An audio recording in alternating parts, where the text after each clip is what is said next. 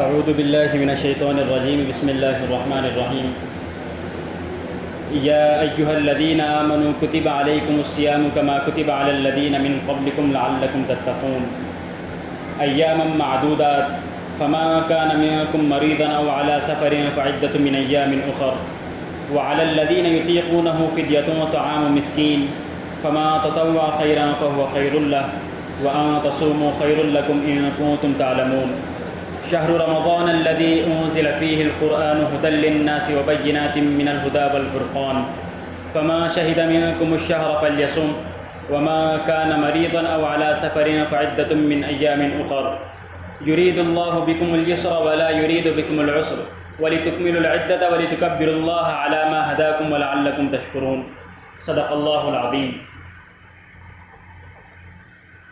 جیسے کل تمام لوگوں کو ایک کام دیا گیا تھا کہ ان آیتوں کا ترجمہ دیکھ کے آنا ہے، تو کوئی دیکھ کے آئے ہیں؟ چلے ماشاءاللہ بہت سارے لوگ دیکھ کے آئے ہیں۔ ذرا ان آیتوں کو سمجھیے کہ کل جیسا میں نے آپ تمام کو ایک بات بتائی تھی کہ قرآن مجید میں اللہ تبارک و تعالیٰ جب کوئی بات بیان فرماتے ہیں تو الگ الگ مقامات پہ ان کا ذکر کرتے ہیں، یعنی جیسے نماز کا ذکر ہے تو کسی ایک مقام پر نہیں آیا ہے بلکہ الگ الگ جگہ پر آیا ہے، حج کا ذکر ہے الگ الگ مقامات پر آیا، زکوٰۃ کا ذکر ہے الگ الگ جگہوں پر آیا۔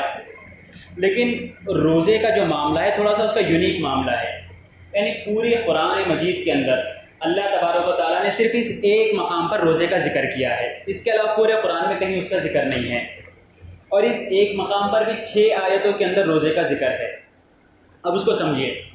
اور ایک دوسری بات کہ اللہ تبارک و تعالیٰ جب اسلام کے اندر جب بھی کوئی حکم نازل ہوا تو ایک مرتبہ میں حکم نہیں آیا تھا وہ، یعنی جیسے نماز کا حکم ہے تو آج جیسی ہم نماز پڑھتے ہیں پہلی مرتبہ میں ایسی نماز لازم نہیں ہوئی تھی، یعنی پہلے نماز کے اندر کچھ آسانی تھی، یعنی پہلے جب ابتدا کے اندر نماز کا حکم آیا تو لوگ نماز میں دیکھ سکتے تھے، لوگ نماز میں بات کر سکتے تھے، پھر دھیرے دھیرے نماز کے اندر سے معاملات کو ختم کیے گئے۔ اسی طریقے سے شراب کے منسوخ کرنے کا حکم تھا، شراب کی حرمت کا حکم، تو شراب کی حرمت کا حکم بھی ایک مرتبہ میں نہیں آیا بلکہ اللہ تبارک و تعالیٰ نے پہلے اس کی حکمت بیان فرمائی کہ شراب بری چیز ہے، شراب کے اندر نقصان ہے، شراب سے مسلمان کو بچنا چاہیے، شراب کی حالت میں عبادت کے قریب نہیں آنا چاہیے، پھر شراب کی حرمت کا حکم آیا کہ شراب حرام ہے۔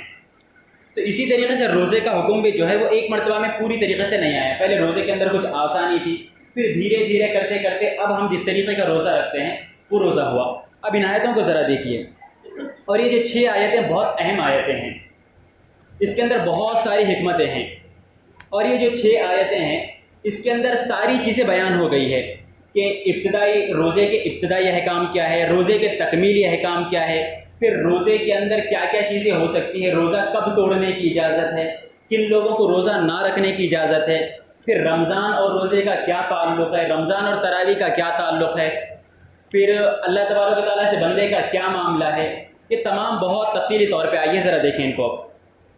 یا ایھا الذین آمنو، اے ایمان والو، کتب علیکم الصیام، کہ تم پر روزے فرض کیے گئے، یعنی جہاں پر بھی جو کتبہ کا لفظ آتا ہے یعنی تم پر روزے لکھ دیے گئے، یعنی تم پر روزے فرض کر دیے گئے، تم پر روزے لازم کر دیے گئے، کما کتب علی الذین من قبلکم، جیسا کہ تم سے پہلے لوگوں پر روزے فرض تھے۔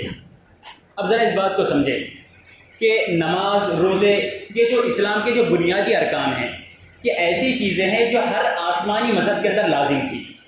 نماز بھی پچھلے مذہب والوں کے لیے بھی نماز تھی، جتنے پچھلے آسمانی مذاہب گزرے ہیں، روزہ جتنے پچھلے آسمانی مذاہب گزرے ہیں ان کے لیے بھی روزہ تھا۔ ہاں، روزہ نماز یہ ان کے لیے بھی تھے، لیکن جو ارکان اور اس کی جو تفصیلات ہیں وہ الگ تھیں، یعنی جس طریقے سے ہم 24 گھنٹے میں 5 نمازیں پڑھتے ہیں، ہو سکتا ہے کہ پچھلے مذاہب کے اندر کچھ اور اوقات رہے ہوں گے، ہم جیسی نماز پڑھتے ویسی نماز نہ رہی ہوگی، ہم جس طریقے سے روزہ رکھتے ہیں ویسا روزہ نہ تھا ہوگا، لیکن یہ عبادت ان کے درمیان میں بھی جاری تھی، ان کے اوپر بھی تھا۔ پھر اللہ نے آگے حکمت بیان فرمائی کہ روزہ کیوں فرض کیا گیا، لعلکم تتقون، تاکہ تم متقی بن جاؤ، یعنی روزے کی وجہ کیا بیان فرمائی، روزے کی فرضیت کی وجہ کیا ہے کہ لعلکم تتقون، تاکہ تم متقی بن جاؤ۔ ذرا اب اس بات کو سمجھیں کہ متقی کا مطلب کیا ہوتا ہے۔ متقی کا مطلب، تقوی کا مطلب یہ ہوتا ہے کہ انسان ایسی زندگی گزارے کہ دنیا کے اندر اللہ کی نافرمانیوں سے بچے اور آخرت کے اندر اللہ کے عذاب سے بچے۔ تقوی کا آسان سے مطلب یہ ہے، تقوی کا آسان سا مطلب یہ ہے کہ دنیا میں اللہ کی نافرمانیوں سے بچے اور آخرت کے اندر اللہ کے عذاب سے بچے، اور دونوں ایک دوسرے کو لازم ملزوم ہے۔ جو انسان دنیا میں اللہ کی نافرمانی سے بچے گا وہ آخرت میں یقیناً اللہ کے عذاب سے بھی بچ جائے گا۔ اب اس کو دیکھیں کہ روزے کے ذریعے سے تقوی کیسے آتا ہے۔ روزے کا مطلب کیا ہے؟ صوم کا مطلب ہوتا ہے امساک عن الثلاث، یعنی 3 چیزوں سے رک جانا، کھانے سے، پینے سے اور اپنی جائز طریقے سے جنسی خواہشات کو پورا کرنے سے رک جانا، اس کا نام ہے روزہ۔ یہ سمجھ آ گیا؟ روزے کا مطلب ہے 3 چیزوں سے رک جانا، کھانا، پینا اور جائز طریقے سے اپنی جنسی خواہشات سے رکنا، ان 3 چیزوں کا نام ہے روزہ۔ اب یہ 3 چیزیں کرنے سے انسان میں تقویٰ کیسے پیدا ہوتا ہے؟ کہ دیکھیے کہ ہر انسان کی کچھ ضرورتیں ہیں، اگر ہم غور کریں تو یہ 3 ضرورتیں اس کی بنیادی ضرورتیں ہیں۔ ان 3 ضرورتوں کے بغیر انسان کا گزارا نہیں ہے۔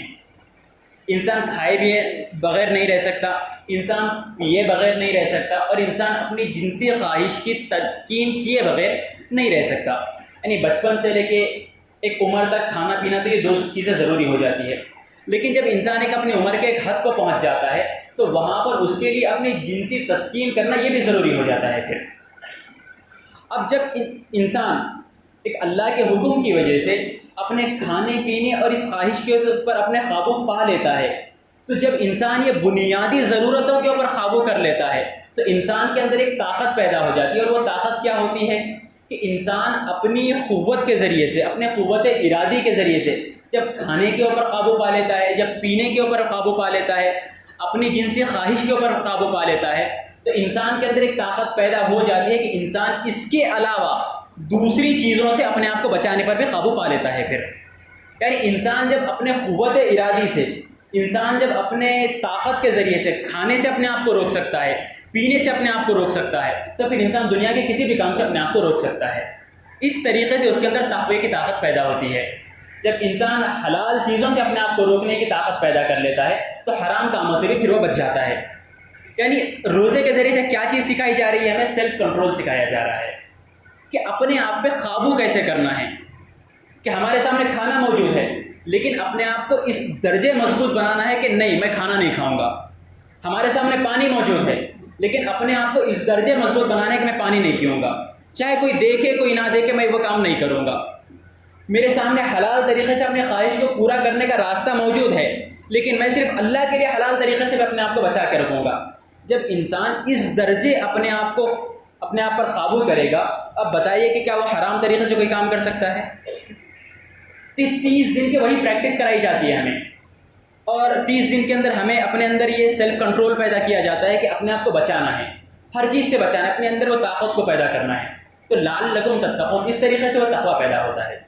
اب آگے دیکھیے، اب ہو سکتا ہے کہ کسی کے ذہن میں یہ سوال آئے کہ بھائی اللہ تعالیٰ کیسے ظالم ہے کہ انسان کو کھانے پینے سے روک رہے ہیں، اس کے خواہشات سے روک رہے ہیں؟ تو اللہ نے آگے فرما دیا کہ ساری زندگی کے لیے نہیں روک رہا ہوں تمہیں، ایام معدودہ، صرف چند دن کے لیے روک رہا ہوں، کوئی ظلم نہیں ہے، یہ صرف چند دن کے لیے روک رہا ہوں۔ اور ایسا بھی نہیں کہ ہر ایک کو روک رہا ہوں کہ لازم کر دیا کہ اللہ نے کہ نہیں تمہیں رکنا ہے تو رکنا ہے، چاہے تم مر جاؤ، تم مر رہے ہو پھر بھی رکنا ہے، ویسا نہیں ہے۔ فمن کان منکم مریضا، جو تم میں سے بیمار ہو، او علی سفر، یا پھر سفر کی حالت میں ہو، فعدۃ من ایام اخر، تو اب تم کسی اور دنوں میں ان روزوں کی تکمیل کر لینا۔ کہ دیکھیے اللہ کی حکمت دیکھیں کہ اللہ نے پہلے روزہ رکھنے کا حکم دیا، اس کے بعد کہا کہ تمام کے لیے نہیں ہے، ساری زندگی روزہ رکھنا نہیں ہے بلکہ چند دن روزہ رکھنا ہے، اور چند دن بھی ایسا نہیں کہ تمہارے پر لازم کر دیا کہ تم بیمار ہو تو مر جاؤ لیکن پھر بھی روزہ رکھو، سفر کر رہے ہو تو مر جاؤ پھر بھی روزہ رکھو، نہیں، ویسا معاملہ نہیں، کہ بلکہ اللہ نے کہا کہ اگر تم سفر کر رہے ہو تو ٹھیک ہے، تمہیں گنجائش ہے تم روزہ چھوڑ دو، اس دن بیمار ہو گنجائش ہے روزہ چھوڑ دو۔ ہم آگے مسائل کے اندر دیکھیں گے کہ پھر کتنی بیماری میں روزہ چھوڑنے کی اجازت ہے، کتنے سفر میں روزہ چھوڑنے کی اجازت ہے، آگے مسائل میں ان کو تفصیل سے دیکھیں گے۔ ابھی یہاں پر صرف اتنا سمجھیں، وعلی الذین یطیقونہ فدیۃ طعام مسکین، جیسے میں نے ابتدا میں بتایا تھا کہ جو روزے کا جو جتنے اسلامی احکام ہیں وہ ایک مرتبہ میں لازم نہیں ہوئے، تھوڑے تھوڑے دھیرے دھیرے کر کے اللہ نے لازم کیے۔ تو روزے کے اندر بھی پہلے آسانی تھی، آسانی اس طریقے سے تھی کہ اللہ نے پہلے کہا تھا کہ اگر ٹھیک ہے تم روزہ رکھ سکتے ہو روزہ رکھو، روزہ رکھنے کی طاقت ہے تو روزہ رکھو، لیکن اگر کسی میں روزہ رکھنے کی طاقت ہے لیکن اس کے باوجود بھی وہ یہ چاہتا ہے کہ روزہ نہ رکھوں بلکہ اس کے بدلے میں فدیہ دے دوں، میں کچھ مال دے دوں، تو مال دے سکتا تھا.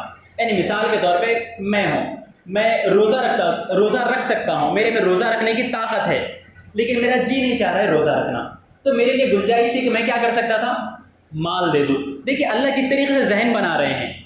اللہ نے روزہ چھوڑنے نہیں دیا.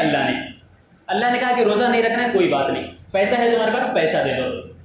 یعنی انسان کے پاس نا دو ہی چیزیں سب میں قیمتی ہوتی ہیں, انسان کی جان, انسان کا مال. اللہ نے ذہن بنایا یا تو جان کے ذریعے سے عبادت کرنی ہے تو مال کے ذریعے سے عبادت کرنی ہے, لیکن چھوڑ نہیں سکتے تم. اللہ ذہن بنا رہے ہیں, یہاں پہ تربیت کر رہے ہیں. لیکن یہ حکم آگے چل کے منسوخ ہو گیا. آگے چل کے جو روزے کی طاقت رکھتا تھا اس کے لیے روزہ رکھنا لازم ہو گیا. لیکن اس کا کچھ حصہ باقی ہے آج بھی, کہ جو بہت زیادہ بیمار ہے, اور اتنا بیمار ہے کہ اس بیماری سے اٹھنے کی کوئی گنجائش ہی نہیں ہے اس کو, یا پھر اتنا زیادہ بوڑھا ہو گیا کہ اس بڑھاپے میں روزہ رکھ ہی نہیں سکتا. اب اس کے لیے گنجائش ہے کہ وہ فدیہ دے سکتا ہے روزے کے بدلے میں. یعنی کوئی ایسی بیماری میں مبتلا ہو گیا کہ اس بیماری سے ٹھیک ہونے کا کچھ امکان ہی نہیں ہے, تو اب اس کے لیے حکم یہ ہے کہ ایک روزے کے بدلے ایک مسکین کو کھانا کھلانا ہے. یا کوئی اتنا بوڑھا ہو گیا کہ اب روزہ نہیں رکھ سکتا, تو اس کے لیے حکم یہ ہے کہ اس کے ایک روزے کے بدلے میں ایک مسکین کو کھانا کھلانا ہے. ایک مسکین کو کھانا کھلانا کوئی مشکل بات نہیں ہے, تو ہمیں روزہ رکھنا چاہیے. اور ہم اکثر ایسی بیماری میں مبتلا نہیں ہوتے کہ صحت کا اندیشہ نہ ہو, صحت کا یقین ہوتا ہے, تو اگر روزہ چھوٹ جائے تو بعد میں روزے کو مکمل کرنا چاہیے. فمن تطوع خیرا فهو خیر اللہ. تو آگے اللہ تعالیٰ پھر فرما رہے کہ جو فدیہ دے سکتا ہے وہ فدیہ دے دے, لیکن فمن تطوع خیرا, لیکن جو نیکی کا کام کرے گا فهو خیر اللہ, اس کے لیے بہتر وہ نیکی کا کام ہے. اور جیسا میں نے آپ کو بتایا یہ ابتدائی احکام چل رہے ہیں, یعنی جب روزہ ابتدائی مراحل میں تھا تب کی یہ بات ہے. وَأَن تَصُومُوا خَيْرٌ لَكُمْ, اور تم روزہ رکھو یہ تمہارے لیے بہتر ہے, ان کنتم تعلمون, اگر تم اس بات کو سمجھ لو. یعنی روزہ رکھنا تمہارے حق میں بہتر ہے. یہ ابتدائی احکام ہے, یہ 2 آیتوں کے اندر ابتدائی حکم ہے. اب آگے دیکھیے کہ شہر رمضان الذی انزل فیہ القرآن. اب یہاں سے رمضان کا ذکر آیا کہ اللہ نے رمضان ہی کو روزوں کے لیے کیوں منتخب کیا, محرم میں کیوں روزوں کا حکم نہیں دیا, سفر میں روزوں کا کیوں حکم نہیں دیا, رمضان ہی میں کیوں روزوں کا حکم دیا. اس کی وجہ بیان فرما رہے ہیں اللہ تعالیٰ کہ شہر رمضان الذی انزل فیہ القرآن, کہ رمضان کا مہینہ وہ ہے کہ جس میں قرآن کو نازل کیا گیا. اب ذرا اس بات کو سمجھا کہ نازل کرنے کا مطلب کیا ہوتا ہے. کہ قرآن کے لیے نا 2 الفاظ آئے ہیں قرآن میں, انزال اور تنزیل. ذرا اس کو سمجھے آپ, انزال اور تنزیل. انزال کا مطلب ہوتا ہے ایک مرتبہ میں نازل کرنا, انزال کا مطلب ہوتا ہے ایک مرتبہ میں نازل کرنا, اور تنزیل کا مطلب ہوتا ہے دھیرے دھیرے تھوڑا تھوڑا کر کے نازل کرنا. ہم تمام یہ بات جانتے ہیں کہ قرآن کتنے سالوں میں نازل ہوا ہے, 22 سال کے اندر. تو قرآن کے جو نزول ہے وہ 2 مرتبہ میں الگ الگ طریقے سے ہوا ہے. اب وہ کیسے کہ دیکھیے قرآن کہاں پر تھا, لوح محفوظ میں قرآن تھا. لوح محفوظ سے قرآن آسمان دنیا پر آیا, آسمان دنیا سے پھر تھوڑا تھوڑا کر کے اللہ تبارک و تعالیٰ نے جیسی ضرورت تھی 22 سال میں نازل کیا. تو قرآن کا نزول 2 مرتبہ ہوا ہے کہ لوح محفوظ سے آسمان دنیا پر, لوح محفوظ سے آسمان دنیا پر قرآن کا جو نزول ہوا ہے وہ لیلۃ القدر اور رمضان کی رات میں ہوا ہے. اس کا نام ہے انزال. یعنی قرآن کا انزال جو ہوا ہے رمضان المبارک میں لیلۃ القدر کے اندر ہوا ہے, یعنی ایک مرتبہ میں لوح محفوظ سے آسمانی دنیا پر. پھر آسمانی دنیا سے لوگوں کے اوپر 22 سال میں جو تھوڑا تھوڑا کر کے نازل ہوا ہے اس کا نام ہے تنزیل. تو یہاں پر فرمایا کہ شہر رمضان الذی انزل فیہ القرآن, کہ رمضان کا مہینہ وہ ہے جس میں قرآن کو نازل کیا گیا, یعنی قرآن کا انزال ہوا. اب اس کا مقصد کیا ہے, ھدی للناس, کہ وہ لوگوں کی ہدایت کے لیے, وبینات من الہدی, اور جس میں ہدایت کی واضح باتیں ہیں, والفرقان, اور یہ حق اور باطل کے درمیان میں تمیز کرنے والا ہے. کہ کیا فرمایا کہ ھدی للناس, قرآن لوگوں کے لیے ہدایت ہے. اب اس کو سمجھیے کہ پہلے پارے کے اندر کیا ہے, ذالک الکتاب لا ریب فیہ ھدی للمتقین, قرآن کیا ہے, متقیوں کے لیے ہدایت ہے. اللہ تبارک و تعالیٰ نے قرآن کو رمضان میں نازل کیا, اور قرآن ہدایت کس کے لیے ہے, قرآن ہدایت کس کے لیے ہے. ایک تو اس کا عمومی ہدایت تو عام تمام لوگوں کے لیے ہے, لیکن اس سے اصل ہدایت حاصل کون کرتے ہیں, متقی لوگ. اور تقوی کے لیے کیا چیز ضروری ہے, روزہ. جب رمضان کے اندر اللہ نے روزے کو رمضان میں ہی کیوں فرض کیا, اس کی حکمت بیان فرمائی اللہ نے, کہ اللہ نے رمضان میں روزے کو اس لیے فرض کیا کیونکہ رمضان میں انسان روزہ رکھے گا، اس کے اندر تقویٰ پیدا ہوگا، جب وہ تقویٰ پیدا ہوگا تو یہ قرآن جو رمضان میں اس کے لیے نازل ہوا ہے وہ قرآن اس کے لیے ہدایت بن جائے گا۔ تو یہ ہے رمضان میں قرآن کے نازل ہونے کی حکمت۔ اب آگے فرمائے کہ فمن شہد منکم الشہر فلیصم، کہ تم میں سے جو شخص رمضان کو پالے تو اس کو چاہیے کہ وہ روزہ رکھے۔ ومن کان مریضا او علی سفر فعدۃ من ایام اخر، تو جو شخص بیمار ہو یا سفر کی حالت میں ہو تو دوسرے آئندہ دنوں کے اندر اس کو قضا کر لے، اس کو گنجائش ہے کہ وہ رمضان میں روزہ چھوڑ سکتا ہے، بعد میں روزے کی قضا کر لے۔ یرید اللہ بکم الیسر ولا یرید بکم العسر، اللہ تمہارے لیے آسانی چاہتا ہے، اللہ تمہارے لیے مشکل نہیں چاہتا۔ اللہ چاہے تو بول سکتے تھے چاہے جو ہو جائے مرو لیکن روزہ رکھو، اللہ نے ویسا نہیں کہا۔ اللہ نے کہا کہ یرید اللہ بکم الیسر، اللہ تمہارے لیے آسانی چاہتا ہے، ولا یرید بکم العسر، اور اللہ تمہارے لیے مشکل نہیں چاہتا۔ یعنی اس کے اندر ایک بہت اہم نقطہ بیان کیا ہے۔ اس کے اندر نقطہ یہ ہے کہ دین اعتدال کا نام ہے۔ ہم دین کا جو بھی کام کریں، چاہے دین کی دعوت دے رہے ہو، چاہے دین کا کام کر رہے ہو یا عبادتیں کر رہے ہو، تمام کے اندر اعتدال کو اختیار کرنا ہے۔ یعنی جب اللہ نے گنجائش دے دی ہمیں، مثال کے طور پہ کوئی شوگر کا مریض ہے، اب اسے اللہ نے گنجائش دے دی ہے کہ تم روزہ چھوڑ سکتے ہو، اب کوئی زبردستی کر کے یہ کہے کہ نہیں میں تو ہر حال میں روزہ رکھوں گا، چاہے مر جاؤں میں روزہ رکھوں گا، تو اللہ کے حکم توڑ رہا ہے۔ اب وہ اللہ نے اجازت دے دی کہ رمضان کا سفر ہے، کسی کو رمضان میں سفر ہے اور سفر بہت مشکل ہے، اس کے بعد بھی کوئی یہ سوچے کہ نہیں میں پھر بھی روزہ رکھوں گا، تو اسے تقوی کا حیضہ کہتے ہیں۔ تو یہ نہیں کرنا ہے، جہاں پہ اللہ نے گنجائش دی ہے وہاں پہ آسانی دی ہے، آسانی کو اختیار کرنا ہے، جہاں پہ اللہ نے کرنے کا حکم دیا اس کو کرنا ہے۔ اگر آسانی کے ساتھ روزہ رکھتا ہے بیمار تو روزہ رکھے، لیکن اگر اس کو اپنی جان کا خطرہ ہے روزہ چھوڑ دے، بعد میں اس کی قضا کر دے۔ اب ایک بہت اہم چیز ہے، اس کو ذرا سمجھے آپ لوگ کہ رمضان میں کس طریقے سے ہمارے اندر روحانیت پیدا ہوتی ہے۔ کہ دو چیزیں، ہمارا یہ جو جسم ہے دو چیزوں کا مجموعہ ہے، ایک تو ہمارے اندر ہمارا ایک خون اور گوشت کا یہ جسم ہے، اور ہماری ایک روح ایک الگ ہے۔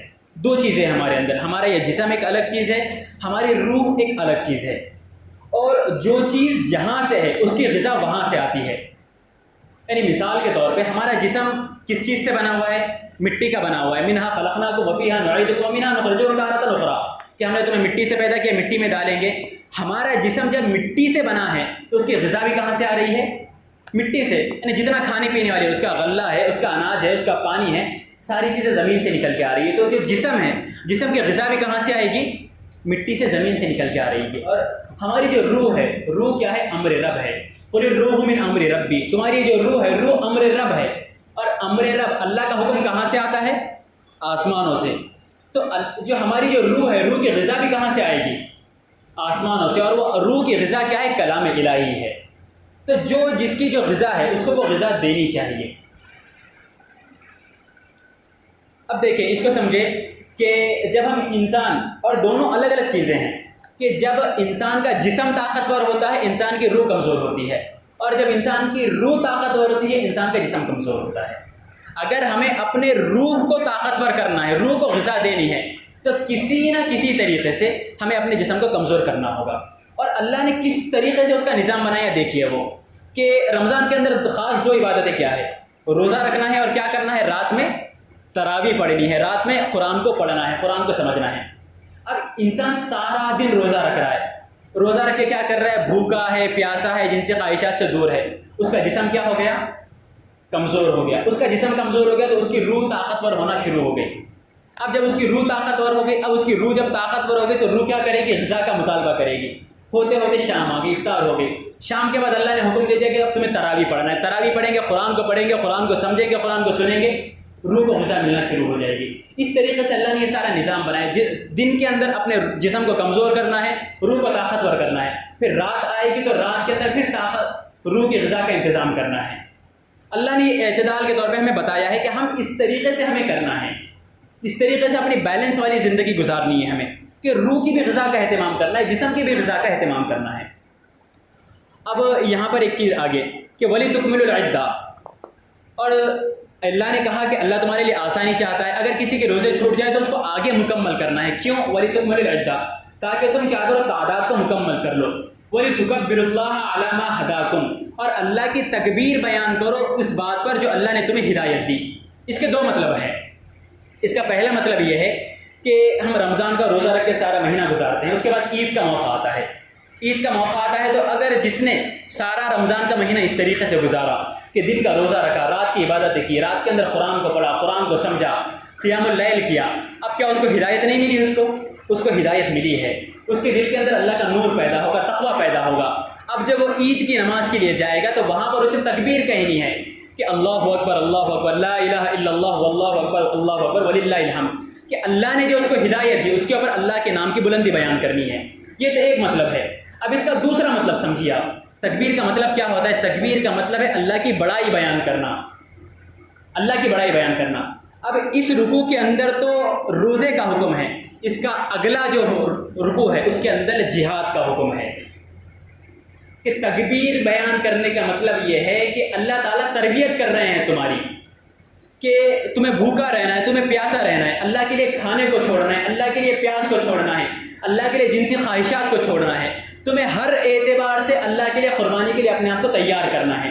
جب انسان اللہ کے لیے بھوکا رہ سکتا ہے، انسان اللہ کے لیے پیاسا رہ سکتا ہے، جو انسان اللہ کے لیے خواہشات کو چھوڑ سکتا ہے وہ انسان اللہ کے لیے اپنی جان کو بھی دے سکتا ہے۔ پھر اللہ اس طریقے سے اس کی تربیت کرا رہے ہیں کہ تمہیں ہر اعتبار سے اللہ کی بڑائی کے لیے کرنے کے لیے تیار رہنا ہے۔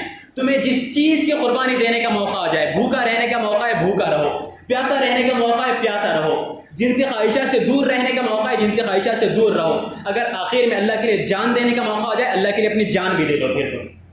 وَلَعَلَّكُمْ تَشْكُرُونَ۔ اور ان تمام کا مقصد کیا ہے؟ یعنی اللہ نے رمضان میں قرآن کیوں دیا، اللہ نے رمضان میں روزے کا حکم کیوں دیا؟ لَعَلَّكُمْ تَشْكُرُونَ، تاکہ تم شکر گزار بن جاؤ۔ یہ کیا بات ہوئی؟ یعنی اب کوئی بات سمجھ میں نہیں آ رہی ہے نا کہ روزہ بھی ہم رکھ رہے ہیں، بھوکے بھی ہم ہیں، پیاسے بھی ہم ہیں، پھر شکر گزاری کیا ہے؟ کوئی بات سمجھ میں آ رہی ہے شکر کا؟ یعنی شکر کیسے ہوتا ہے؟